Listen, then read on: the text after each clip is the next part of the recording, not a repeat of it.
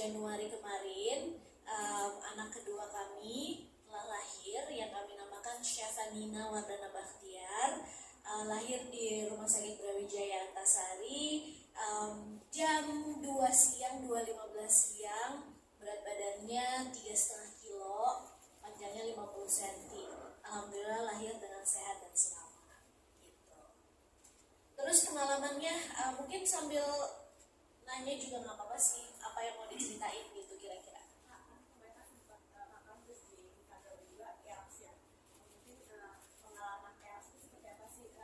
Oke, mungkin aku bisa ceritainnya kayak perbedaan pengalaman operasi pertama sama yang kedua gitu kali ya.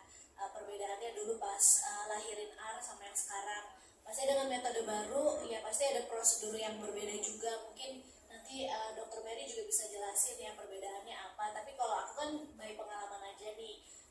Yang beda sih kayaknya kalau dari segi pasien gitu ya, cuma di puasanya doang gitu kan. Karena kita nggak ngerti ya puasanya lebih singkat gitu dengan metode RX ini, yang metode baru. Terus kalau prosedurnya sih aku rasa sih sama-sama aja, cuman memang efeknya di aku agak berbeda gitu, reaksi aku mungkin terhadap anestesinya atau apapun itulah agak berbeda. Kalau pas lahiran Ar aku feel good aja gitu, kayaknya di ruang operasi juga masih bisa ngobrol sama objinnya, terus kayak setengah sadar sih kalau waktu itu, tapi nggak banyak ngerasain apa-apa. Namun memang pemulihannya lebih lama ya. Kalau pas lahiran Ar aku baru bisa tegak itu kan 24 jam pasca operasi ya, baru bisa jalan juga yaitu 24 jam itu setelah operasi. Nah kalau sekarang mungkin ketika operasi memang pengalamannya beda gitu ya, aku ngerasa pusing, terus aku ada muntah-muntah, terus juga mungkin ada side effect dari anestesinya yang bikin aku satu badan gatel-gatel. Tapi memang pemulihannya ya lebih cepat sih dibandingkan yang pertama, walaupun memang setiap orang mungkin punya masa recovery yang berbeda-beda. Ada dokternya sih sempat bilang ke aku, ada orang yang 2 jam aja udah bisa duduk gitu kan, udah bisa duduk, dalam 6 jam udah bisa jalan dan mandi. Sementara kalau aku mungkin karena ada side effect yang aku rasakan, ketika 6 jam pasca operasi aku masih keliengan gitu, masih belum bisa duduk. Terus akhirnya baru bisa jalan itu 15 jam pasca operasi. Cuman overall sih ya itulah, itu bagian dari perjuangan melahirkan aja aku bilang sih.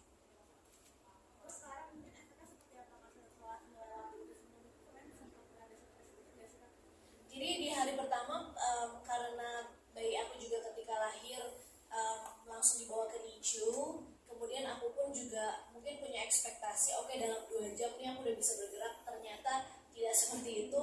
Mungkin itu sih yang bikin aku agak-agak kayak feeling down sedikit gitu loh, kayak aku nggak bisa ngapa-ngapain nih, aku belum bisa recover, terus aku juga belum bisa ngapa-ngapain untuk bayi aku gitu. Itu sih yang bikin aku agak-agak stressed out. Tapi di hari kedua ketika udah mulai bisa bergerak, terus juga aku udah mulai bisa visit bayi aku di NICU, alhamdulillah udah ngerasa lebih baik, jauh lebih baik. Dan apalagi sekarang ya di hari keempat sih udah sangat-sangat enakan banget sih.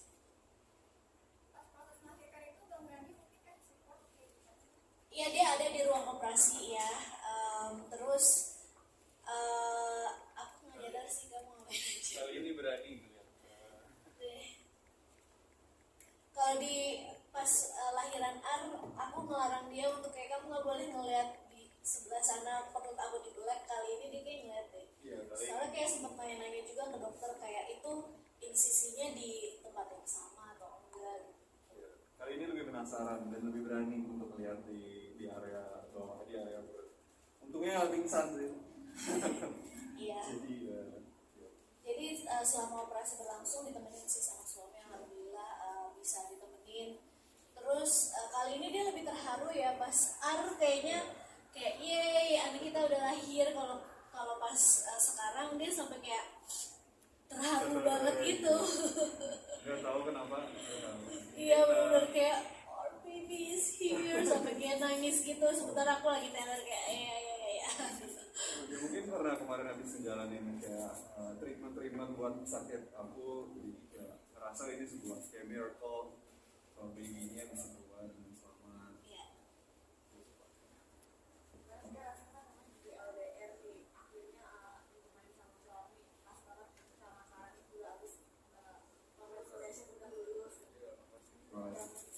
Iya, tentunya sangat-sangat bersyukur ya, banyak sekali nikmat dan berkah yang Allah berikan ke kami gitu sebagai keluarga, dari mulai Randi alhamdulillah lulus S2-nya dengan hasil yang memuaskan juga, udah selesai kuliahnya, bisa nyamperin aku tepat waktu ya, bayinya nggak brojol duluan. Jadi masih bisa nemenin juga ketika aku lahiran, dan sekarang juga hands on banget juga sama anak-anaknya ya, karena sekarang punya 2 anak, dan kerasa banget sih, maksudnya harus butuh effort lebih gitu untuk bisa ngasih kasih sayang dan juga berbagi waktu dan energi untuk 2 anak itu. Dan alhamdulillah seneng banget sih ada Randi gitu kan, jadi ada partner aku lah yang bisa saling bantu untuk urus anak, dan dia juga sangat-sangat perhatian juga sama aku, jadi nggak pengen aku juga terlalu capek, ngasih aku waktu untuk recover juga gitu. Dokter anestesinya gitu, karena kan aku nanya ya, jadi karena ketika operasi kan dalam keadaan sadar kan, jadi apapun pertamanya tuh begitu abis di anestesi aku ngerasa pusing, waktu itu pusing, abis itu aku juga ngerasa mual, jadi begitu dokter udah mulai operasi aku muntah-muntah gitu, dan sempat nanya-nanya juga sih gitu ke dokter anestesinya. Kata dokter anestesinya itu efek samping yang lumayan common juga dirasakan sama pasien gitu, jadi efek samping dari anestesinya, karena kan setiap orang mungkin memiliki respons yang berbeda-beda ya pastinya, dan ini personal experience aku aja. Terus gatel-gatel itu juga salah satu reaksi yang biasa dirasakan juga gitu mungkin sama pasiennya. Aku juga nggak tahu mungkin gimana gitu kalau misalkan pasien-pasien lain, tapi aku ngerasain kayak gitu, dan kata dokternya ini mungkin reaksi alergi aja sih. Terus habis itu dikasih obat anti alergi, obat anti mual lagi ditambahin gitu selama proses operasi. Tapi memang ya itulah bedanya gitu ya. Aku ngerasa pas yang operasi kedua ini mungkin lebih banyak keluhannya aja gitu, but at the end of the day aku rasa kalau dihitung-hitung memang tetap aja sih waktu pemulihannya lebih cepat gitu dibandingkan pas operasi pertama gitu kan. Kalau operasi pertama pemulihannya 24 jam setelah operasi, ini bisa dilalui di 15 jam pasca operasi ya kan. Jadi tetap aja sebenarnya lebih cepat, walaupun memang ada beberapa reaksi yang aku pun juga kayak baru ngerasain, baru tahu juga gitu di saat aku operasi. Ini insya Allah pulang. Aku tanggal 1 Januari kemarin baru masuk. Tanggal 1 Januari pagi masuk, sore siangnya bayinya lahir. Natasha, ini memang anak dulu mau direncanakan perempuan atau gimana? Ya memang kita rencanakannya pengennya kan perempuan gitu kan, cuman karena kalau misalkan emang mau pasti banget gitu kan harus bener-bener yang kayak mungkin bayi tabung gitu ya, yang bisa pasti banget. Jadi memang masih ada chance gitu, belum tentu jadi anak perempuan, tapi kita ada ikhtiarnya lah ya, ada kayak beberapa panduan ataupun tips gimana biar bisa chance-nya lebih banyak anak perempuan gitu, maksudnya lebih mengarah ke sana. Kita ikutin aja gitu, jadi cuma ikutin pedoman dari Opjin dari sini aja sih, dari Brawijaya. Sisanya berdoa aja gitu kan, kayaknya semoga kesampaian, tapi kalaupun nggak kesampaian juga nggak masalah gitu, yang penting kita rencanakan punya 2 anak gitu. Terus alhamdulillah ternyata benar kesampaian anak perempuan. Proses kelahirannya Natasha gimana? Ada kesulitan nggak sih? Sampai dia katanya layangan gitu kan?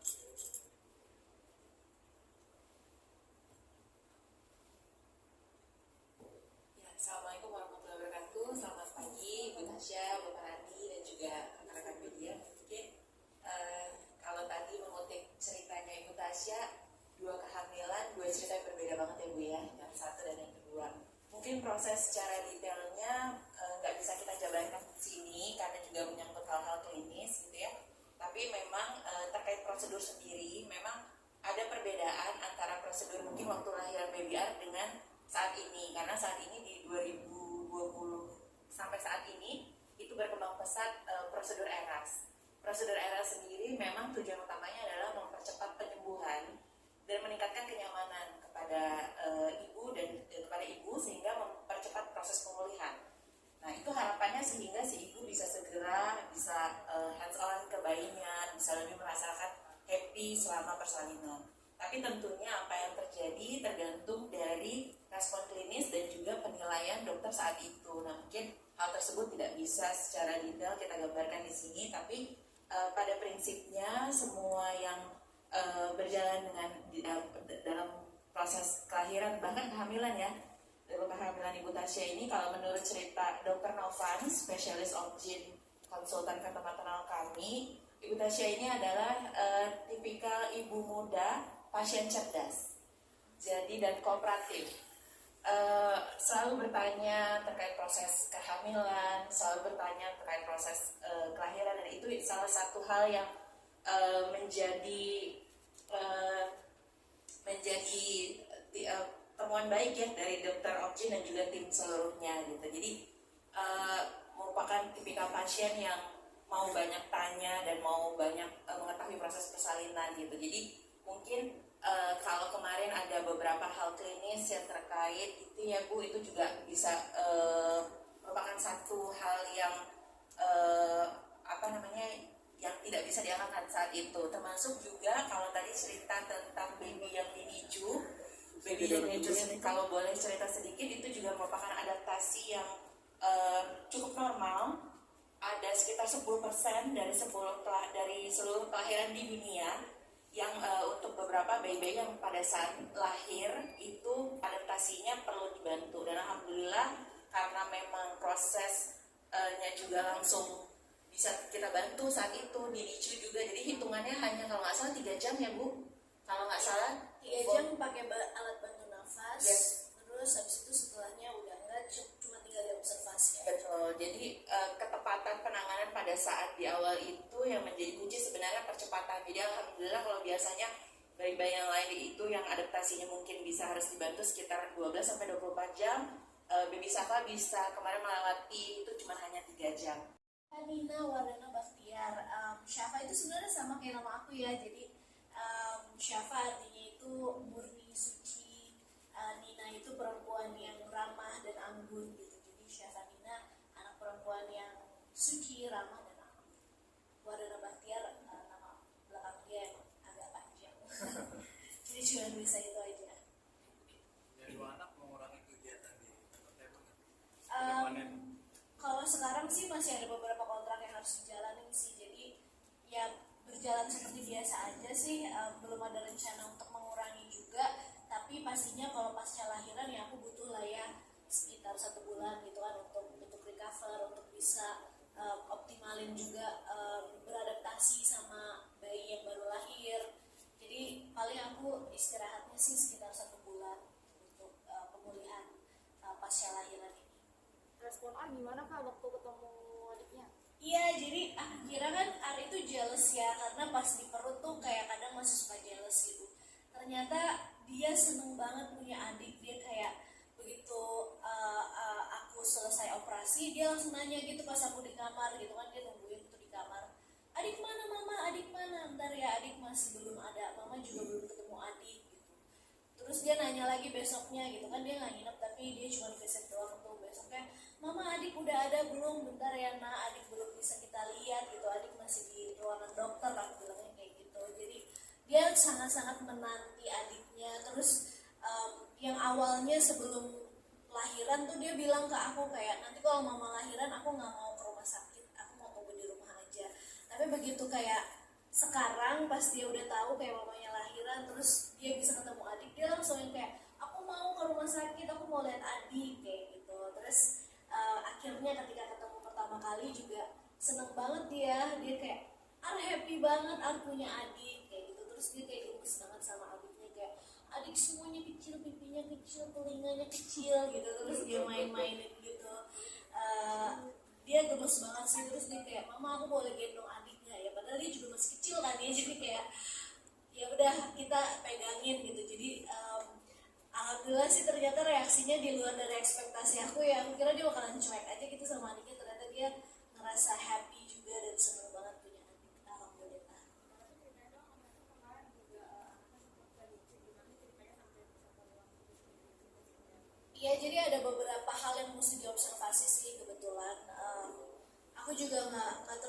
sih nama termsnya apa dari segi medisnya. Intinya sih ada dari sisi pernafasannya sama level glukosanya yang harus diperhatikan dulu sehingga harus ditangani dipicu. Itu aja sih yang bisa aku share. Cuma 24 jam aja sih dia diobservasi. Setelah itu alhamdulillah semuanya sudah baik, sudah normal, dan ya sekarang udah menjadi newborn yang bisa aku take care seperti biasa. Alhamdulillah udah keluar ASI. Kak Tasya, untuk ngurusnya sendiri ini memilih menggunakan babysitter atau gimana? Kayaknya sih pakai babysitter ya, karena aku pengen ya get as much help as I need aja gitu. Mengingat juga punya 2 anak kan, jadi biar bisa bagi waktu juga, biar aku juga bisa kerja, terus juga biar lebih nyaman aja sih gitu. Cuman memang ya nggak semuanya dikerjakan babysitter juga sih, pasti kan bagi-bagi tugas ya. Sama Randi juga aku ya lebih considernya karena punya 2 anak juga sih. Kalau untuk kehamilan yang kedua ini melakukan program atau memang alami gitu? Kita alami, cuman memang terencana. Jadi memang udah direncanakan. Sebelumnya memang aku kan program KB dulu, maksudnya masih pakai KB. Jadi ketika merencanakan ya harus butuh waktu untuk lepas KB dulu, terus memperhatikan siklus, terus di Brawijaya juga bisa tanya-tanya sih sama objinnya gitu, kira-kira apa yang bisa dilakukan untuk ini ya membantu fertilitas ataupun kesehatan kita gitu, supaya bisa subur dan juga bisa sesuai rencana juga. Terus nanya-nanya tips kalau misalkan mau anak perempuan harus kayak gimana, di sini juga ada tips-tipsnya gitu kan. Terus itu aja sih paling, sama ya perhatikan asupan gizi. Jadi kita udah rutin minum vitamin nih berdua, itu suplemen buat kesehatan